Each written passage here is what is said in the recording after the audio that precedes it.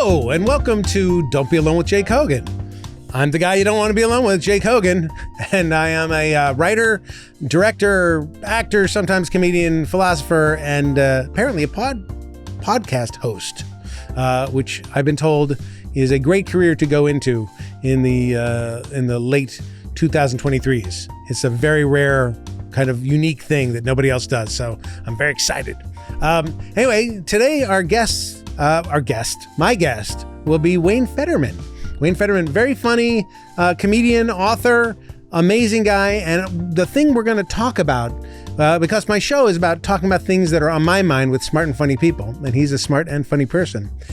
The thing we're going to be talking about is comedy and how can you stay relevant as you grow older. I find that comedy changes over time. And one of the things when I was a kid was I would see an older comic and go, oh, they're not funny. I don't get it. Or they don't get what hip is or what fun is. And of course, what hip is and what fun is changes over time. And one of my biggest fears is I'm going to lose sight of it, or I already have lost sight of what's funny and what's good. And so how do you stay on top of things? It's such a deep part of my identity that I know what's funny and I can be funny. And if I lose that, then I don't know, I've lost everything. So it's very scary. It really is a deep and heavy topic, because if it's so core to, if you think you're losing that thing that's so core to who you are, how do you adjust? So I'm hoping that I don't have to lose that core, because I grew up in a comedy household. My father's a comedy writer. I went into comedy, and it's obviously very meaningful to me. So I hope Wayne has some good answers for me. We'll talk about that and many other things on Don't Be Alone with Jake Hogan. Also want to send that email to you, dbawjaykogen@gmail.com. That's dbawjaykogen@gmail.com when you want to write in questions, comments, suggestions. I want to hear from you. Anyway, we'll be right back with Wayne Federman. Don't be alone with Jake Hogan. I'm here with my friend Wayne Federman. Hi, Wayne. Thanks for being here. Thank you. Thanks for having me. Just Wayne is a fabulous stand-up comedian. Right. He's a fabulous writer.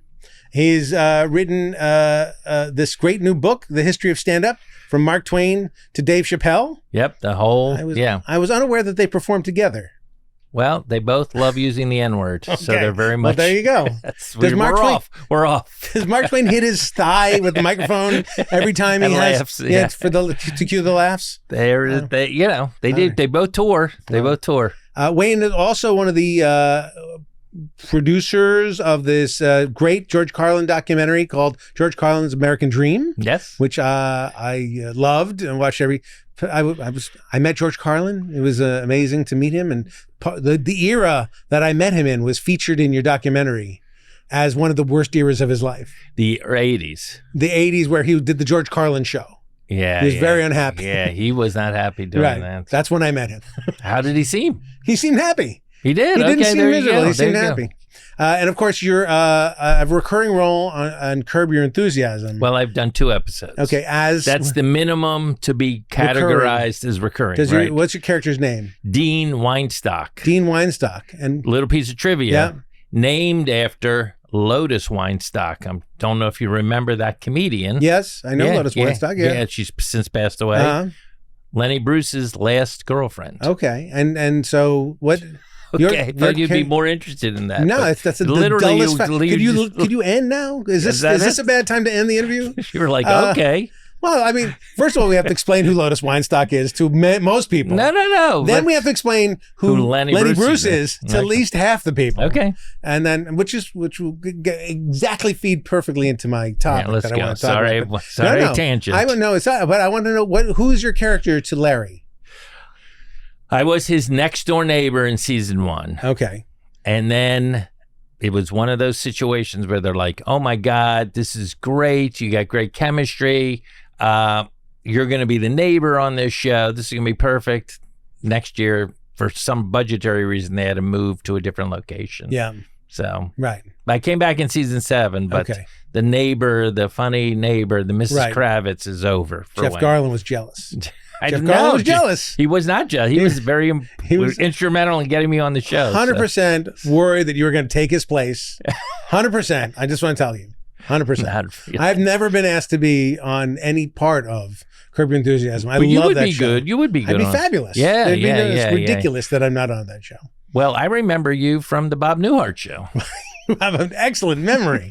I was on the Bob Newhart show when I was 10. Yeah. That's amazing that you Do you remembered still me back get then. residuals? For I that? do. Yeah. I was also on the Newhart show later on Oh, when I you was were? 20-something, 22. Yeah. Right. So I was on both. That's the classic newer Newhart. Exactly. But I was not on Hope and Gloria. I was not on the other Newhart show that he Okay. did after that. So you were on the newer, but not the other. I was on the successful Newhart shows. There's nothing better. To me, the first one was, to me, the best. in my opinion. Yeah. Again, different people have different, people love that show up Yeah. in Vermont. Yeah. Is that where that took it was, place? it was Yeah. fabulous. That was a good show too. But I like both shows for different reasons. But when I was 10 years old and got to work with Bob Newhart, it changed my life.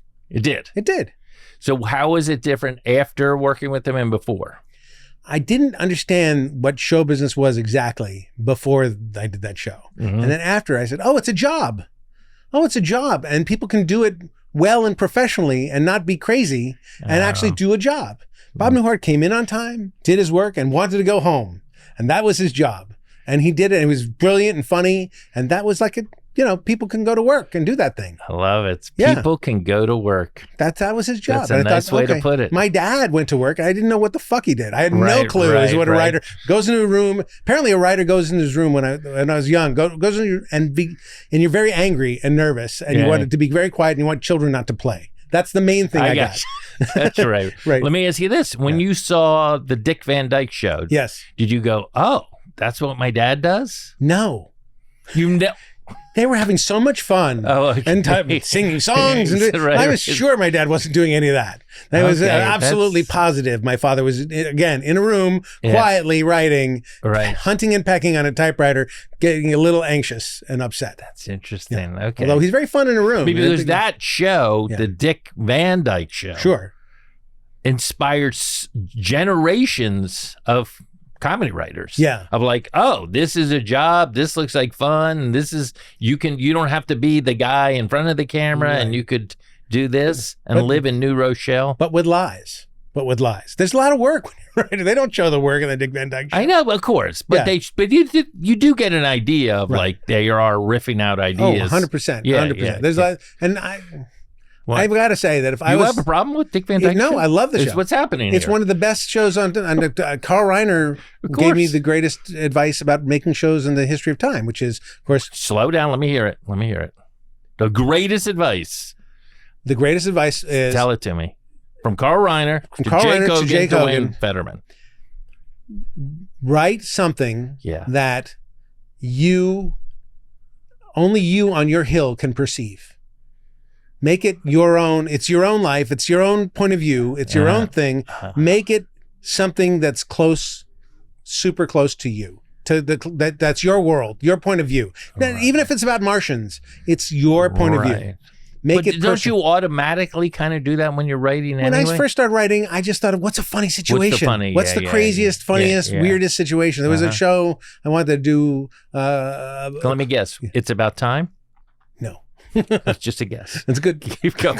good guess. Just trying to get something in your air. Right. That it was about a billionaire who lost all his money Oh. and was stuck, operating the shittiest amusement park in Florida, in Orlando, Florida. And I like this I did idea. too, I but it like has this nothing to do with me. I wasn't a billionaire who lost all my money. I okay. wasn't married. This was a married guy. There was nothing about it except I thought it was funny, and other people did too, but it didn't go. Do you remember the name of it? Maybe? Monkey World.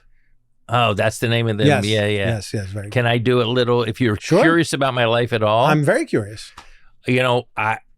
One of the great minds of comedy that I've come is that I lived in Florida for 6 years of my childhood. Mm-hmm. I always say I grew up in Florida, but there's more to it than that. Right. But so anyway, I'm from Florida. And one day, my friend Jim Harwell, still alive, Okay. took me to work with him, and they worked at something called Alligator World. Gator World. Maybe it was called Gator. I don't. There was I've a been to number. Gator There World. was a number of Okay, them. yeah, there all was a number of them, All right. and so that day I was like walking amongst alligators, feeding them, Right. Crazy. Yeah. Like insane Florida. Like my parents had any idea that I was that close to gators. I was fascinated by going to Gator World. Wally Walodarski and I went to Florida really? to look at places. We were going to maybe film this thing. We went to Gator World. This is Monkey World? Monkey World, yeah. We went to Gator World. We went to some other shitty amusement parks. Yeah, to this see was shitty, yeah. This was really shitty. Gator World featured some people throwing raw chicken into alligators at some point, right? Mm-hmm. You just threw raw. And I thought... By the way, one of the jobs was cutting up the chicken, putting it in plastic bags, selling them for $3 or something like that. So not only were you putting yourself in danger by being close to hungry alligators jumping for food, but you're touching raw chicken. As a Jew, I was concerned about touching raw chicken. Oh, that's interesting. Yeah, I was like, that's going to be what's going to happen. But chicken's kosher, right? It's dirty. It's like salmon. You have the can get salmonella. Poisoned. Yeah. Oh, so I always thought it was like Jews didn't like the shellfish and the crab. Jews don't like many things. Okay, right. There's a whole list of things that Jews don't like. You know what they do like? What's that? Complaining. They do. It's true. Let's go. And we. I can't say they. So I brought you here to ask you a specific question. Did you? No, I didn't know. A very specific question. Okay. And the specific question is this. Yeah. Because you are kind of an expert on comedy. Stand-up, who I would say is my expertise. Okay, but you've done research from Mark Twain to Dave Chappelle. I just look at that book. Hold up that book. I'm obsessed with the... There it is. Yeah. So you're obsessed with comedy and stand-up comedy specifically. Yes. I have made a career also of trying to be funny. I used to be a stand-up comedian when I first started out. I heard about this. I was in the Groundlings and did that, and I wrote comedy shows and all kinds of stuff. But I find that, and I worry that, comedy is a young man's game. Mm-hmm. I worry that as I get older, and I'm pretty damn old right about now, that what is funny, what if funny has changed, what people perceive as funny, I won't perceive as funny. I won't be in the know of what is a good choice to make in terms of a joke or in terms of what's forgetting what's PC, like even throwing that away. Yeah. Like just what's funny. That's hard. So how do you see people staying relevant after all this time? Like I'm watching Will Ferrell in Sherlock Holmes, or he did a Sherlock Holmes movie or something like that, and it's like he was fine, and maybe 10 years ago it would have been seen funnier, but the older he gets, the worse it is to be in a goofy costume, I think. And same thing with Mike Myers, who I think Did you is feel brilliant. the same way about Peter Sellers when he was getting older? Luckily for all of us, he died. He had a heart attack at a certain age. Yeah, he was in his early thank 50s. God. Yeah, his 50s. Oh, so you didn't okay. So we didn't get that. But yes, it seemed to get straining as he made that weird movie where he was Asian, and he made some weird movie towards the end of his career that was like, oh no, don't do that. But Peter Sellers, at least that was his gig. I don't know. This is to me, this question, there's two parts to this question. One is, yes, I do think, obviously, there's three parts. The first question was, what is considered funny change? Of course, always. Right. That's always changing. Right. So a lot of this, like, I can't say it, like, that's always been going on in comedy, always. So, but I've always felt like, you can kind of stay on top of it. No, that's a different thing. I'm just saying, like, the comedy does change. Comedy changes, as does everything. Well, I mean, so it's you try to show the Marx Brothers to young people, right? Young, I say young. I mean, couldn't be a better example. 20-year-old, and you just say, "Watch the Marx Brothers," and they stare at you, right? Like, why do you think this is funny? There's a few. I mean, if you can get them in a theater and watch it with the crowd, you can kind of, you can sort of like go. This is the experience of watching the Marx Brothers. This is exactly what I'm talking about. Like the Marx Brothers couldn't have been more cutting edge, hilarious comics at the time. I'll take another one. We spoke about him earlier. Lenny Bruce. Sure. Just people who listen to Lenny Bruce is just like, I don't even quite understand what he's saying because he talks in this like jazzy vernacular. So how you tell a joke, the subject matter of the joke changes. Another reason why somebody like Mort Saul, may rest in peace, doesn't age as well, it's because he did topical stuff. So there's not going to be a lot of kids who know who Dean Rusk is. Right? Right, sure. So there's that element. And those topical jokes. Right. that But the Kennedys- wait, hold on, Yeah, hold all on. right. Have the most impact in stand-up comedy. Okay. The things that are of the actual moment of today, those have the most impact in Really? stand-up. You think that's the most like so? Very rare. It's an outlier if a routine like lasts a number of years. Like Ray Romano, who's very Who funny, does family does stuff. family stuff. Right. Gaffigan, family stuff ish. Again, the observational Right. ones are like Gaffigan does a bit about a whale or Right. something like that. And so, those tend to have a little more legs than jokes about, I don't know, Ehrlichman, Right. So Right. they just do. Right. So there's that part of it. It's like, By but the way, even Ehrlichman was a White House aide, just for our audience who are watching, during the Nixon administration. But even like references and things like that, the way, or talking about vaping or anything that's of the moment, TikTok or what, X is, there's no more Twitter. Did you know that? I know, but don't you think everybody's still going to call it Twitter? The mistake, if I may say, Yes. Elon made is like, because the great thing about Twitter is you send a tweet. Mm-hmm. On X, what are you doing? You send across. Yeah, that's what I'm saying. It doesn't, it's not. Well, the great mistake of Twitter was him buying Twitter. That was the great mistake. Maybe. I mean, I don't know. You take a branded thing that's really well branded and you say, let's tear down the brand. That's a very bold choice, but also a very stupid choice. Maybe. Not every bold decision is a good decision. I think that there's parts of his personality that are beyond brilliant. Yeah. Well, So that's interesting. Yeah. Like that you would have all of that in the same I person. guess so. It's like if you're going to spend $44 billion on something. If you have it. Do what you want with it. You That's have good. to, So I'm not going to question it. I don't have 44 billion. So that's the one thing. Right. The other thing is it a young person's game? Right. And I think stand-up comedy and most creative fields are a young person's game. Okay. I hate to say it. Right. It hurts me Right. as someone who's not a young person Mhm. anymore. Right. But just objectively looking at it, and stand-up, because it's very particular, does have a little more time than, let's say, because it takes you maybe 10 or 20 years to even figure it out. Right. For some people. Some Right. people get it right away. Yeah. But it can take you 20 years to like, oh, this is how I'm doing it. So then you have a lot of guys and women in their 40s or Right. their late 30s, like really hitting their stride comedically. So But when I watch somebody like some younger comedians, I watch Taylor Tomlinson or somebody. yeah. I get it. I like, it's not, none of that's like beyond me. Right. If somebody right. said, write an act for Taylor Tomlinson, I think I could do it. Mm-hmm. But there are other, maybe there are other comedians that are beyond my ken. That younger comedians who Right. Well, there was something that started in the 90s when you were working very hard Right. at television every day, called alt comedy. Right. And that was, they felt like there was sort of a definite trope that was going on in these comedy clubs Right. that Janine and Dana Gould and Greg Barron wanted to kind of rebel against and do things that are way more personal, close to almost confessional. Right. As opposed to, here's a fun, like Gaffigan, here's a funny bit about, McDonald's or The Whale or Hot Pockets or any of those great bits that he has. These are very personal. And that opened up another lane of comedy. But let me just say, as I studied the history of stand-up, every time there's a new way to do comedy, the older comedians were rejected. Okay. It's really interesting. Well, let me give you an example.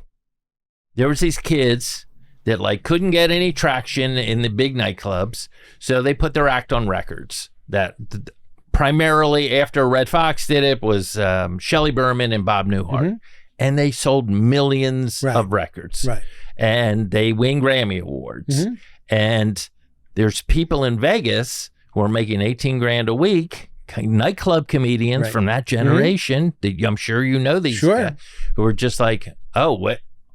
I'm not going to put my act on a record for $1.98. Right. I won't be able to do it anymore. Or when I'm making 18 grand a week here in Vegas. So they didn't even understand it. And so this story keeps repeating itself over and over again with the internet, what's happening right now. Well, tell me, what is the internet? Because I don't know. Maybe I'm too old for that. Okay, come on. Okay. So, yeah. All right. Well, but what is So that's interesting to me. I'm 60 years old. Yeah. And I still comedy, being a fan of comedy, making people laugh has been part of who I have been since I was 3. I love right? it. Love So I'm it. 3 years old, desperately trying to win friends and affection through comedy. Right. And now I'm 60 and I still desperately trying to win friends and affection. And now you're telling me I'm too old to do it. No, I'm not saying That's what you're I'm too. hearing. I'm not saying you're too. I'm saying the peak of people doing it tends to be on the younger Well, but side. how do I stay in the game? It's not about, you know what I would do? Yeah. I would take Rob Reiner's or Carl Reiner's advice. Yes. And just whatever your perspective is now. Right. I'm the guy who doesn't get it. I'm the guy who's struggling to be relevant. I'm the guy who's whatever. That would be, again, you're asking. Who's the comedian out there that you just don't get? You just think, oh, I can't. I get them all. You know, a lot of people, here's the interesting one. A lot of people come up to me and they go like, I don't get Pete Davidson. Mm-hmm. And I was like, I totally get Pete Davidson. Okay. Because Pete Davidson is what I call a zeitgeist comedian, which means he's of this moment. Right. He's got the tattoos. He's filled with neurosis, borderline suicidal at times. Right. Like he lives this.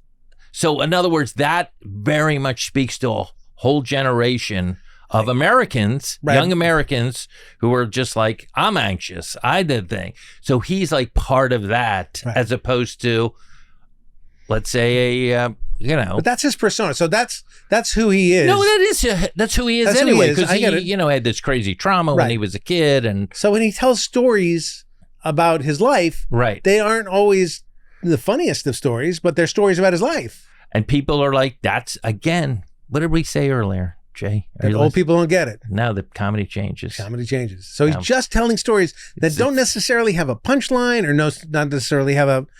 They do. They have enough. It's enough. There's enough comedy material. It's not just a monologue like something out of Chekhov or something like that. It's a real. He's actually doing comedy, but it's not quite like, oh, I'm going to do a bit and try to find every little nugget to hang on to this bit to make it a perfect little hunk, Seinfeld style. Right. It's not going to be that. Or even Sebastian Maniscalco style. Right. You know what I mean? Where it's like, okay, I'm going to take apart what it's like to go to the grocery store and suddenly have to check out myself. Right.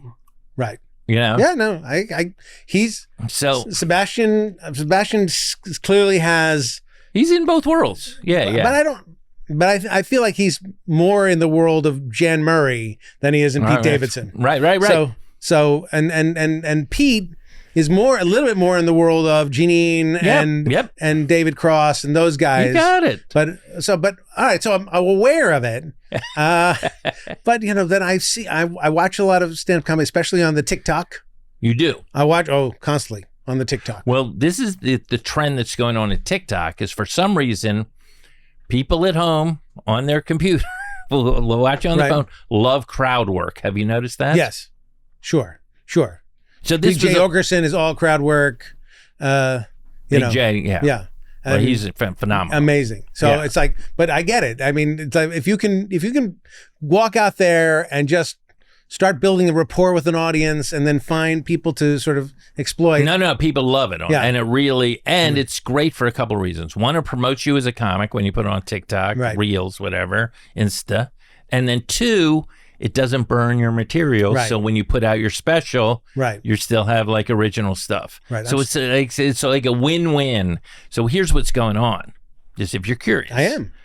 Comedians now, when they go on the road, they hire people to videotape not only themselves, right, but the audience. So they show the audience, the lady in the audience. Right. And so that's kind of new. I thought you were going to say they hired people to be shills in the audience. No. I don't think that. They hire people to tape that, and then they put that stuff up, right, and that promotes them. Okay. So it's in the old days when I started, like the big thing to have if you were like a middle comic, like wanted to open for the headliner, was to have a car because you could drive the guy to Jersey. Right. Now, if you have video equipment, you say, I'll videotape your act if you let me middle. Yes. I got it. Yes. Okay. Yeah. But then you have to edit it too? That's a good question. Maybe that's a good question. I don't know, but I do know that is a skill where, like, if you were like going on the road, you're like, guess what? I can videotape your stuff after I do my 20 minutes. Wow. And then. So if I can get a video gear together and call John Mulaney and say, Mulaney, yeah, I got video gear. Yeah. But there's a level of comedian that plays these small theaters. So it's yeah. Who in your research of this book, yes, The History of Stand-Up, was the most, I mean, you knew a lot of these people, but was there any surprises for you when you did deeper dives into them? There's not that much deep diving in my book. It's just more laying out the whole story. So it's just a shallow glance at some of the bigger names of comedy. Yeah. Okay. So I just bought your book. I'm very upset now that you're going to be disappointed. Shallow glance. You're going to be disappointed. Yeah, I mean, like, who am I going to? Morty Gunty? If there's a paragraph on Morty Gunty? No, there's not a paragraph. Well, when I was writing it, I was like, how do I tell this story without like this? There was this guy, then there was this guy, then there was this guy, then there was this girl, then there was this girl, then this guy. You have to talk about who changed what, the people who big changes. Yeah, so those ones. So I talk. Yes, those get more, and the other ones sort of just get name checked as part of an error, so they understand. Right. Oh, this was a nightclub comic. Morty Gunty, you spoke about. He was a Catskill comic. Yeah. Right. So my father wrote for Morty Gunty. And Toady, right? And Toady and many other, and Jan Murray and a bunch of other people. Also wrote for Connie Stevens, singers. He wrote for Jackie DeShannon. I don't know why. Really? Yeah, he wrote, he told Diana Ross. We wrote bits for all these people, so it's crazy. But because those people needed an act, right? And so they needed some patter in between the songs. Exactly. And get me a writer. Get me a writer to write me some jokes. Diana Ross may not be the funniest of people, so I don't know how you negotiate that and figure out what's funny about Diana Ross, what you can deliver and what you can't, but you try. Just send her a couple pages and see if she likes something. So, I was actually very interested in Will Rogers, was a guy who was, because he was kind of the first comedian to do like just a comedy tour where he would go, not vaudeville. This was just like in auditoriums and all across the country, and you have an opening act, a music act, and so like he was one of the first to really go on the road and do that. Right, but a little vaudeville. He was rope tricks. He came out of vaudeville. Rope tricks and stuff like that. Yeah, he came out of vaudeville. Yeah, he used to not speak at all. What was called a dumb act, and then he became like. He would write a column. He's a movie star. He was like, he was a multimedia guy, and then had this horrific plane crash that killed him in 1935. Right. So, no, that was horrible. Anyway, I was like kind of fascinated by his career. Did you talk about how he hid his Native American, he didn't ancestry? He was a Indian, as we used to call it. Right. Who First Peoples, Native American. Oh, is that how you say it? Yeah. Okay, so he's an Indian. Yeah, okay. All right. He was he was a cowboy. He was an Indian who played a cowboy. Right, that's right. Really interesting. Yeah. The enemy of the Indian. Right. Well, his family sold out to the people, white people. They made a deal at a certain point with people saying, we want your land, and we'll pay you X amount of dollars for your land. His family said, yeah. And a bunch of other people said, no way. And his family got kind of rich. Well, a lot of people got rich in Oklahoma. Right. And so it worked out well for him and his family, and sort of assimilating seemed like a pretty good choice. Yeah. Yeah, no, he's a really interesting guy. And again, he started out doing, like I said, a dumb act, just doing rope tricks and stuff, and then became like the stand-up, in my opinion, the father of political stand-up comedy. So when you see Jon Stewart or you see Trevor Noah, who just retired. Is he retired? Did he? I know he left the show, but I don't know if they retired. Yeah. So, you see any of these guys, doing political jokes, they're all from Will Rogers. Right. And some do them more biting. Like Bob Hope did political jokes, but they were a little more gentle. Right. Is the way I would say it. Right. And he would tell you, he was certainly Bob, whatever was happening in the moment, his joke writers would just write that. What were we just talking about You earlier? said topical. You said topical. That means everything. But it's topical. It could also mean what the Cleveland Indians are doing. Right. I know they don't call them that anymore. They but don't- what's your deal with the Indians? I don't What's know. Your I keep problem with bringing it Indians? up. I'm bringing it up. Okay. Yeah, no, they don't. They're not even. They're not even called themselves the Indians anymore. Yeah. Then you're saying that. I Cleveland know. Indians. I'm sorry. It's really. I'm very edgy. It's very very problematic. Very Yeah, problematic. you're not gonna. I know. You're not gonna, the young I have people to are live. gonna. I live by the By the what? the Carl Reiner Okay. rule. This is Who- my perspective. You're being authentically you. No, it's just like if I'm going to call them Indians my whole life, and then Yeah. it's just weird. They decided they don't want to be called Indians because it's not even their name. There's somebody else called them Indians. I got you. Yeah, All it's right. bad. You can shame me. All Right. I mean, there must have been a name people called you in school you didn't like and said, "Don't call me that. Call me Wayne." To Florida, come on, in Florida they just called you lots of things. Florida was crazy. Yeah. Was Florida a good place to grow up? Very good. Why? Because we were outside 11 months out of there was no season that you couldn't be outside to play. What part of Florida? This is where it gets bad. Yeah. You ready? Huh? I talk about it in my act. All It's right. called Plantation, Florida. It's Okay. very problematic. All right. So They're not changing their name. They're not changing their name. Okay. All right. That is problem.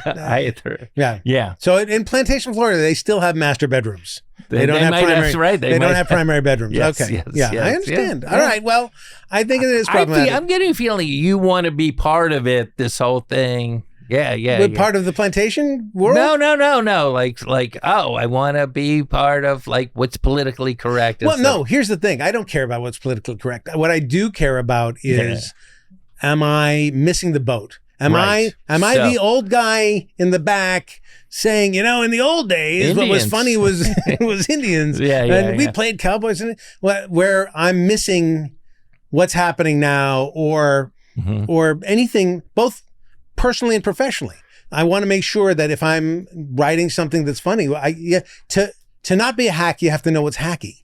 And so you sort of have to gear yourself. It is interesting. But But doesn't it, on some, and again, we're really deep diving Yeah. here. Good. On some level, does it feel like you're second guessing everything you're doing and you can't just be naturally Jay? no, I think you start by making what's funny, and then it goes through the computer like, let's check this. Let's look at it again before you put it on as a writer. Before you put it on paper and send it out to somebody, let's just look at it one more time. Okay. Let's review. As a comedian, Right. you can't do that. You sort of have to just go on stage or go somewhere and say the thing and see if it That's gets. the life I kind of like to live, Yeah.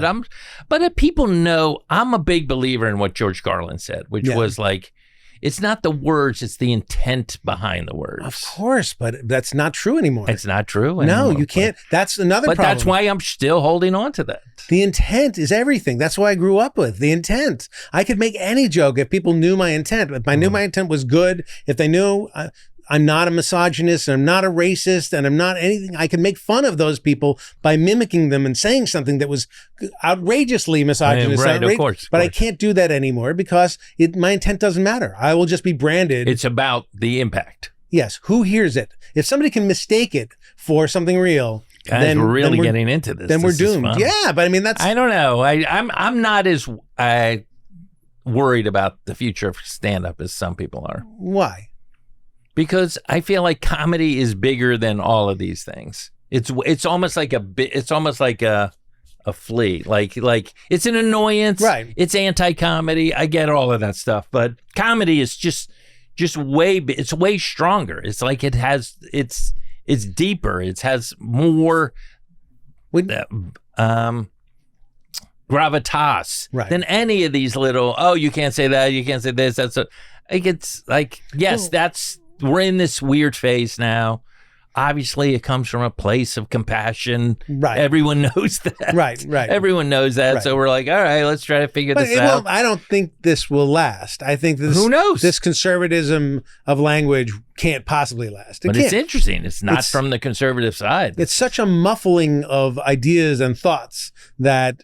Again, I don't want to be like it can be It if is. you allow it. It is. You think like it is. Of course, it All is a right. muffling of ideas and thoughts. It's not taking into consideration what people mean behind what they say. Right. And the just taking things on the very face value means you don't get sarcasm, means you don't get parody, means you don't get the essence of comedy is taking something and sort of blowing it out of proportion.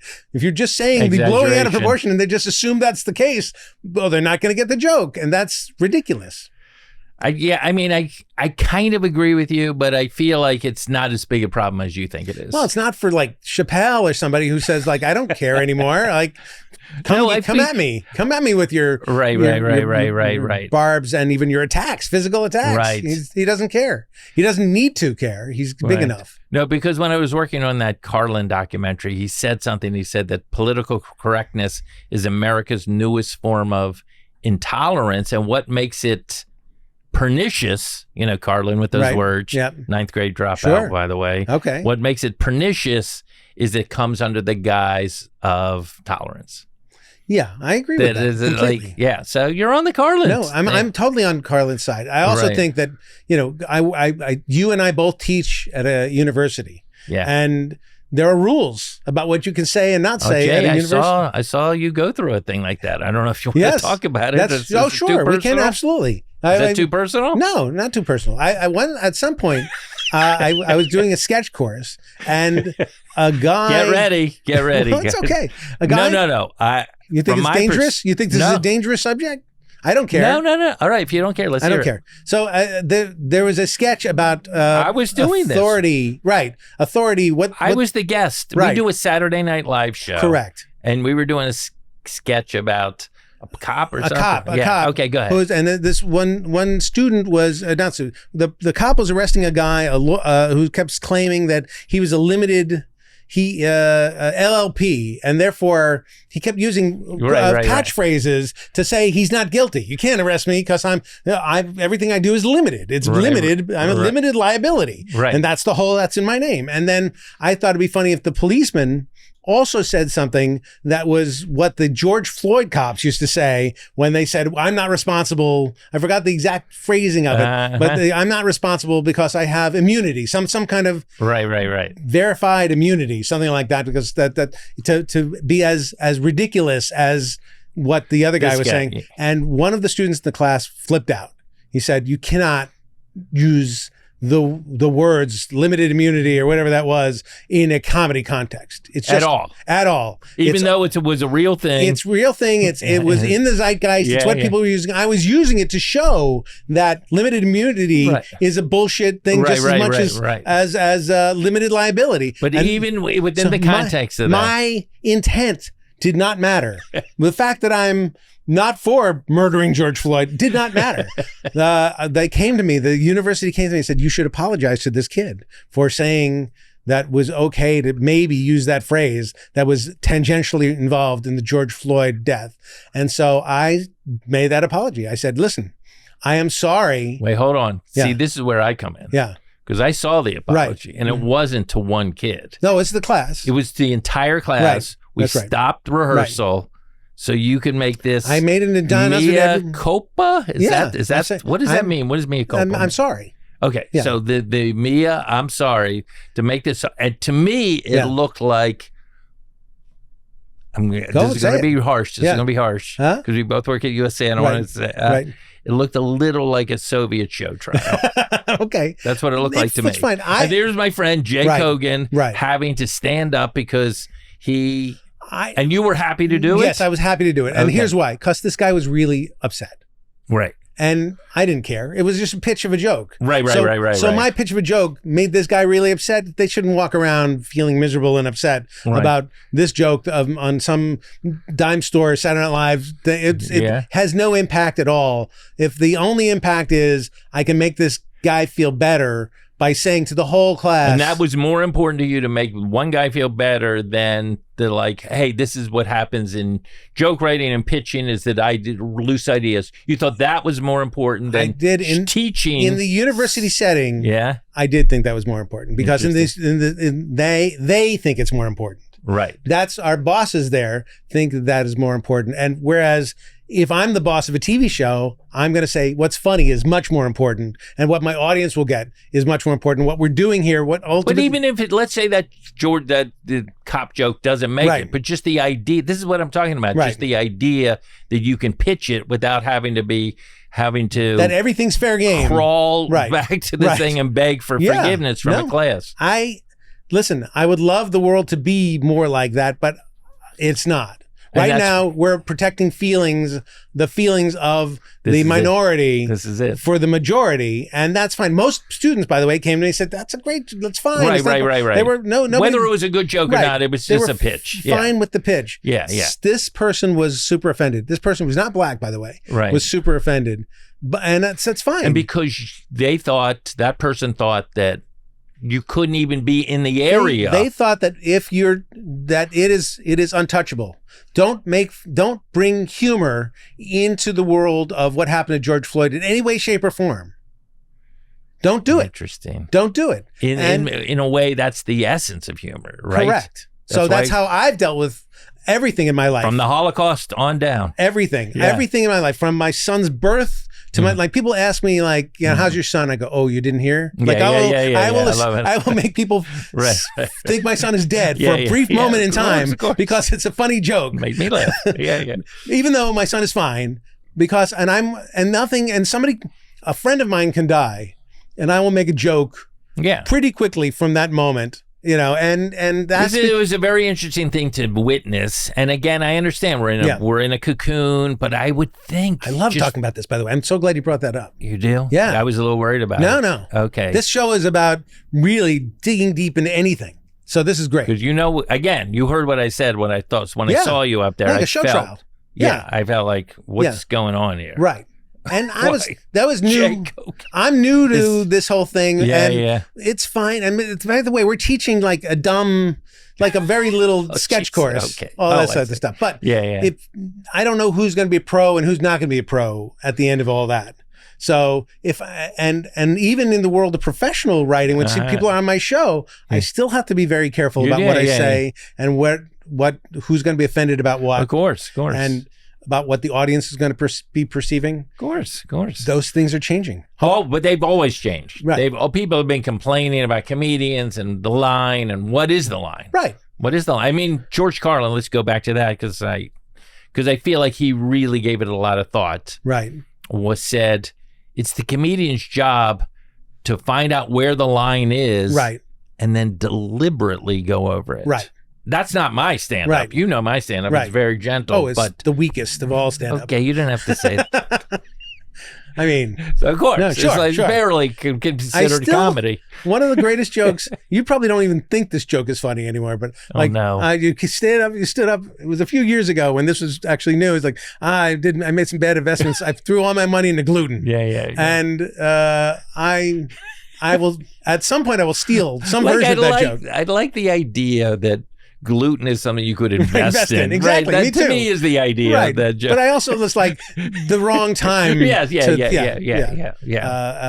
invest in I think that's a great, funny, rich area. Like just in the Me Too era. In the Me Too era, I just started a magazine called Shut Up Whore Magazine, and it was the wrong time. Yeah. It was the wrong time. A few years earlier, it would have made a mint. I used to have a tag to that joke. Is that right? It was, I go, but I come from a long line of bad investors. My grandfather, great-grandfather in Germany, invested in Zyklone A. Very so close.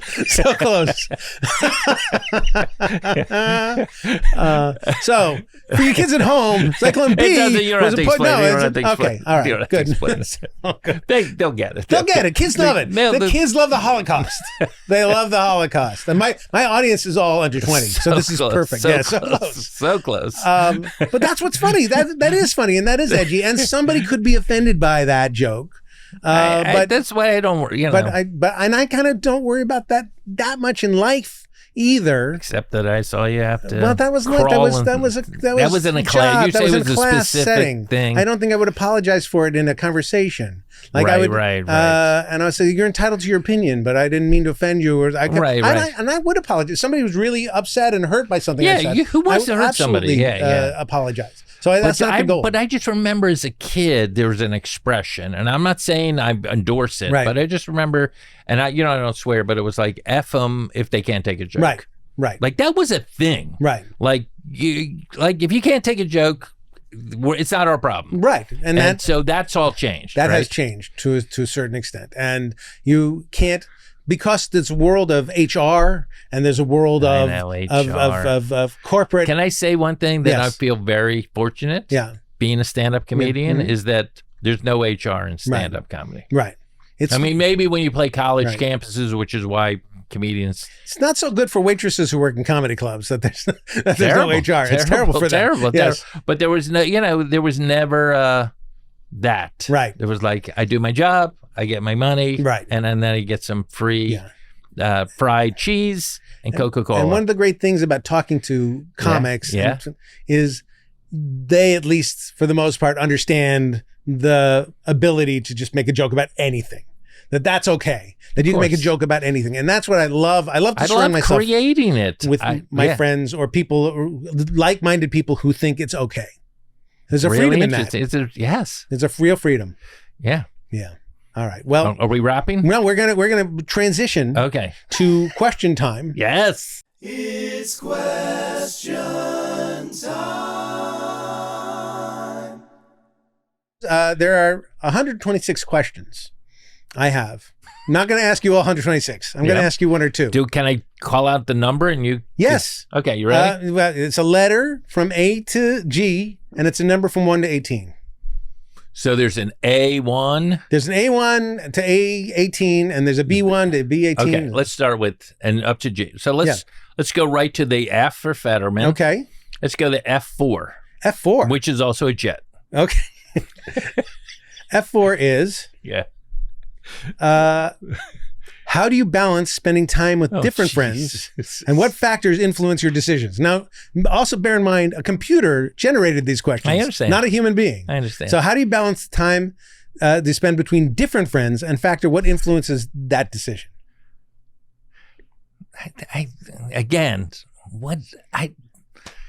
Don't deny the computer. The computer's asking a really question. Well, this is the thing. Listen, human. If I had friends, Right. I would be able to answer Okay. this, but I don't. I So- live by myself in a very. You have been a little isolated in your life. I'll say this. You're a I'm little not married, isolated. I don't think. No, but you I have, am an uncle, you have friends. which, by the You way, I feel like the word uncle, as we talked Right. about. Yeah.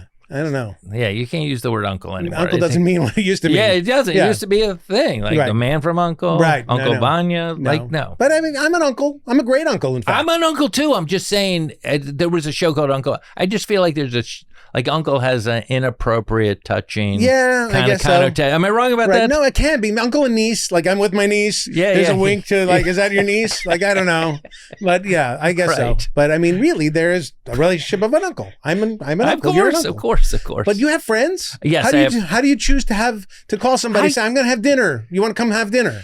The people that I have the most fun with are All the right. ones that I call. Do you rotate the question? The computer wants to know: do you rotate friends? I don't think of it in that kind of like, oh, I have like this circle of friends and I have to hit this one and this one and this. Well, then how do you keep if friendship is contact? Yeah. How do you keep the plate spinning? How do you know? I just text and see what's going on. Okay. It's very organic. You don't text me a lot. Jay, we're not You don't super text- close friends. We're not super close friends. Ouch! God, that hurts. All All right. right, That's true, right? that's fine. That's That is fine. true. That's fine. true. That's true. Yeah, that's It true. is true. Yeah. And I don't text you a lot. I know. Just saying it's equal. It's not just you. I like that you made that an attack. It wasn't. It's like, All right. Next number and letter. And number. okay. Let's go B. Yeah.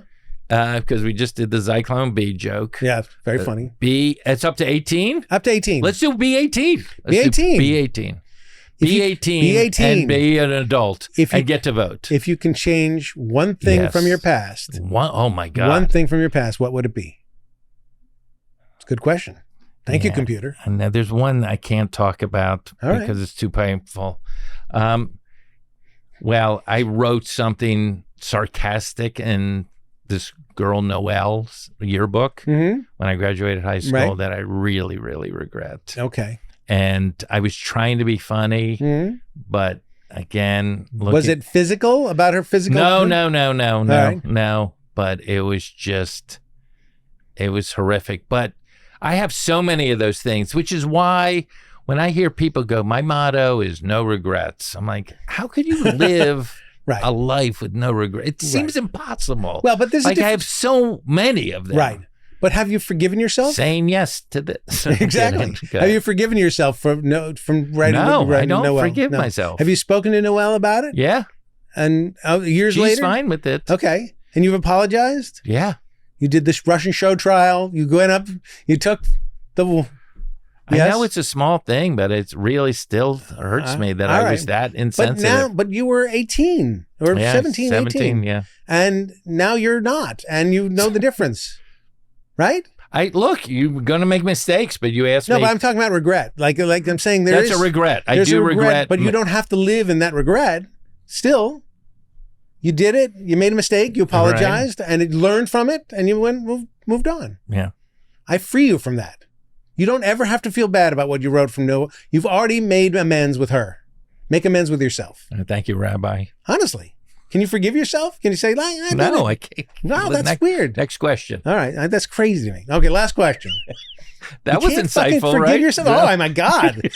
I'm mind this part of you that I hate. That you will not forgive yourself. Wow! I want you to love yourself more. I know. All right, that's tough. All right. What? Last question. Yes. Letter and number. Okay. I'm rolling the thing. All right. Let's go. It's not going to be A. It's not going to be A. That's too easy. Let's go D. Yeah. D, which is the final passing grade. You can still get a D and pass, right? Huh? D2, D3. D3. This is a weak question because it's not in bold. All right, do you want to do? Fine. No. You can cheat. Too late. You can cheat. What's your favorite thing to do with your family and why? This is a terrible question. What's your favorite thing to do with your family and why? And your family could be your niece. It could be your close friends. What's your favorite thing to do with your mishpucha, with your people? Well, because I'm not super close with my family. Right. My favorite. How could you be? You hate yourself. How can you be close with anyone? I like that you extrapolate one that I won't forgive myself for that hating myself. Yeah. I would say reminisce. Reminisce. I love looking at old pictures. That's great. I like being in that era. You flip through a book, you see a picture of you and Noelle. It's all good times. I love that you know this story. I don't think I've ever told it, it's interesting. All right. Well, I hope Noelle is a viewer at some point and writes in her version of what happened. Yeah. I had a yearbook issue, which was completely different. My yearbook issue was there was a lovely, lovely girl named Linda Jaffe who in 7th grade inscribed in my book, my yearbook, I think you're really nice. I hope we see each other over the summer, and wrote her phone number in the book. Yeah. And I didn't see it until I was 35. Why not? I didn't look through the book. Why? I got autographs and things. I didn't look through the book. You were that popular? I was just lazy. I just didn't want to read it. What high school is this? This was a Portola Junior High School in the Valley, in Tarzana. In Tarzana. Horrible. I love this girl. She was adorable. I could have had a relationship with her. She could have broken my heart.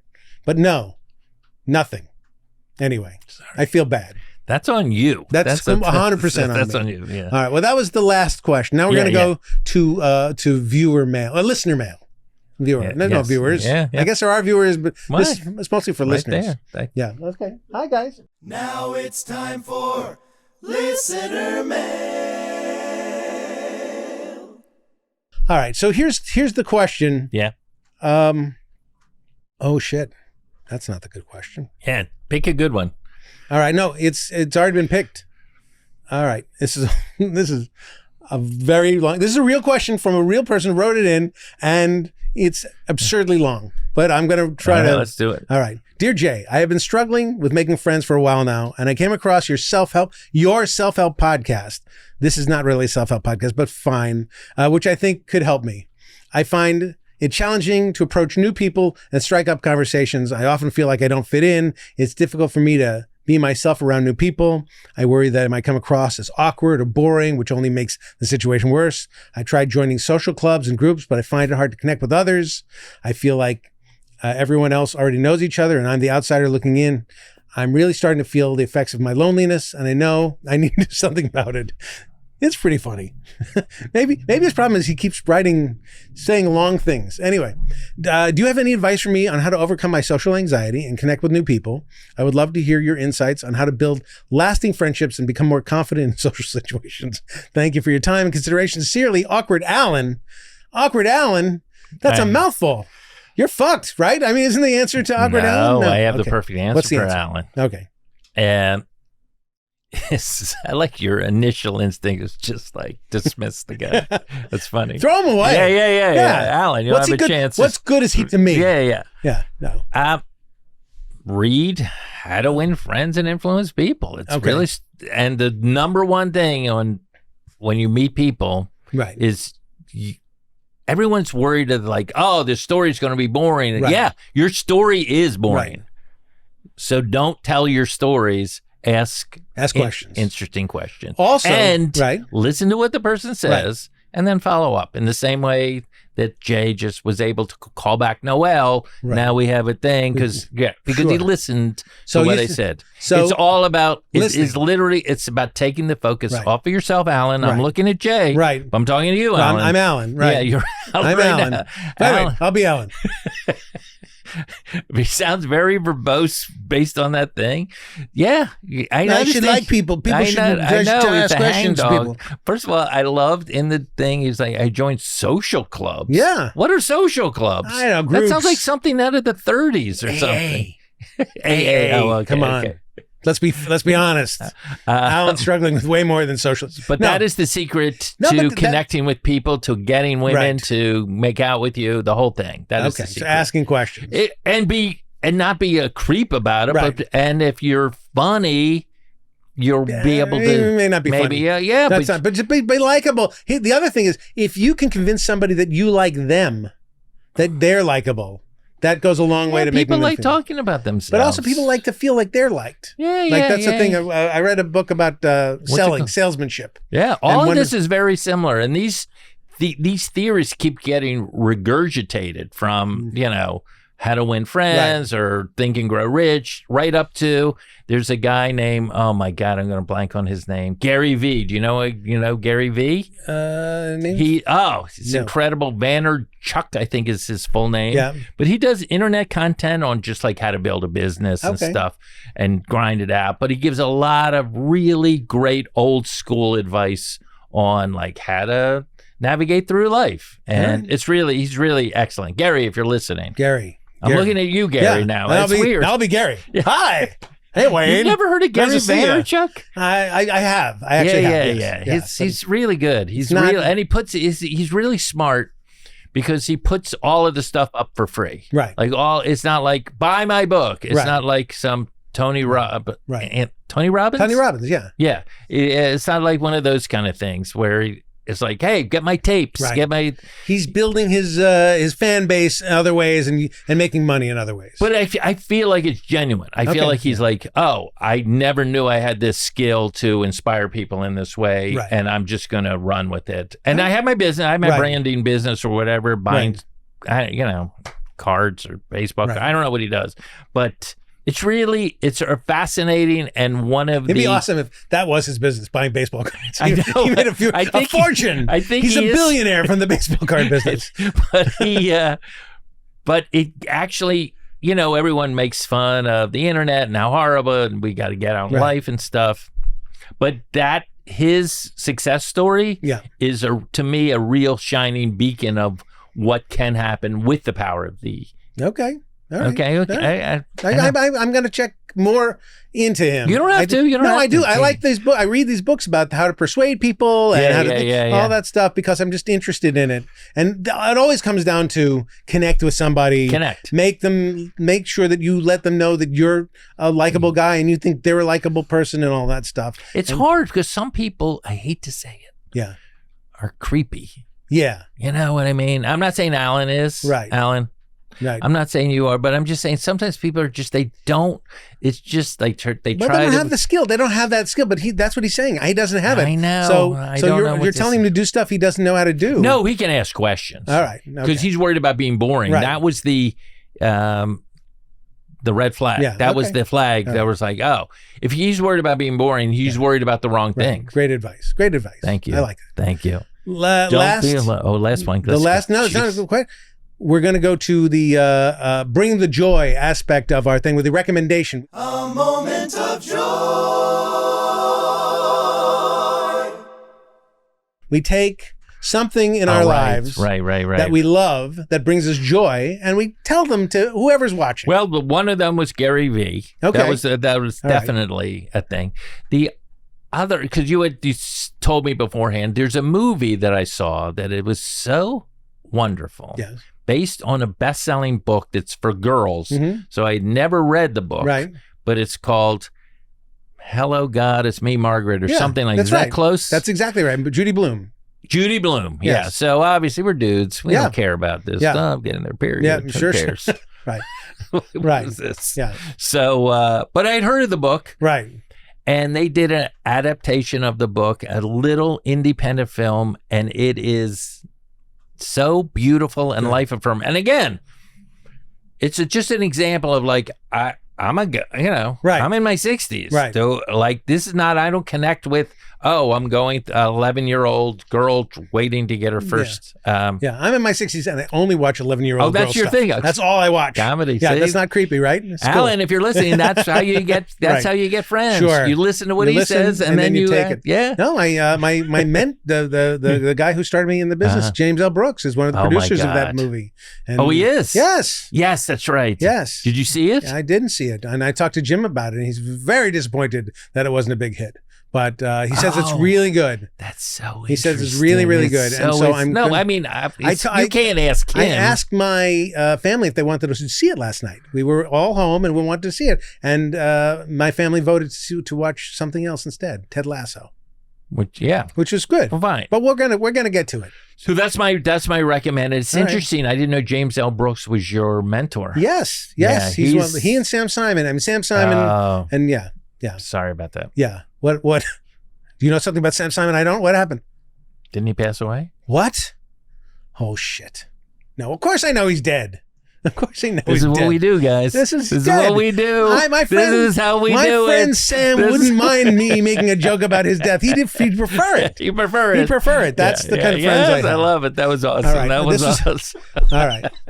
No, that was a perfect. Yes, we buttoned it up. Yeah, this should end right now. It's fabulous. Okay, I'll stop. All right. Wayne, thank you for being here. You're welcome. And this was great. And I appreciate you. I just asked you on a strike line to just come here, and you came here just because of nothing, out of nothing.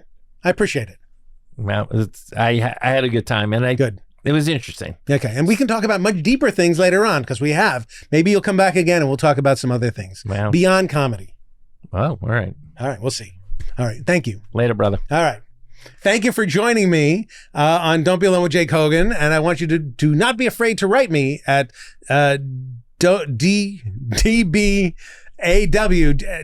jakehogan@gmail.com, which is where you post your questions and stuff. And hopefully you'll come back next time to another great show. All right. Thanks for joining me. Bye-bye.